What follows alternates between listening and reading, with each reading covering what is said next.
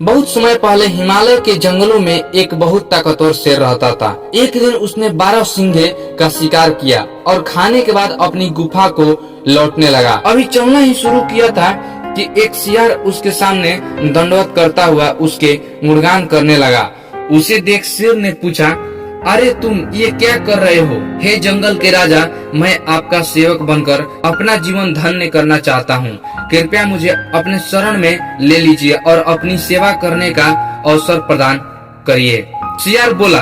शेर जानता था कि शियार का असली मकसद उसके द्वारा छोड़ा गया शिकार खाने का है, पर उसने सोचा कि चलो इसके साथ रहने से मेरा क्या जाता है, नहीं कुछ तो छोटे मोटे काम ही कर दिया करेगा। और उसने शियार को अपने साथ रहने की अनुमति दे दी। उस दिन के बाद से जब भी शेर शिकार करता, शियार भी भरपेट भोजन करता। तो समय बीतता गया और रोज मांसाहारी खाने से शियार की ताकत बढ़ गई। इसी घमंड में अब वह जंगल के बाकी जानवरों पर रौब भी झाड़ने लगा। एक दिन तो उसने हद ही कर दी। उसने शेर से कहा, आज तुम आराम करो, शिकार मैं करूंगा और तुम छोड़ा हुआ मांस खाओगे।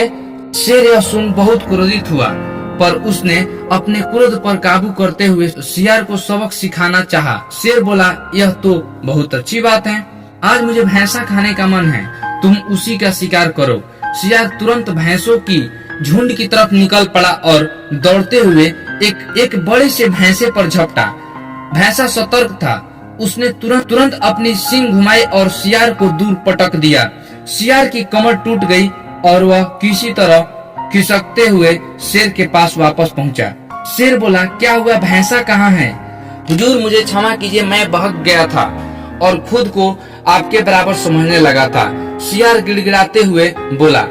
शेर ने कहा, तेरा जैसा एहसान फरामोश का यही हालत होता है।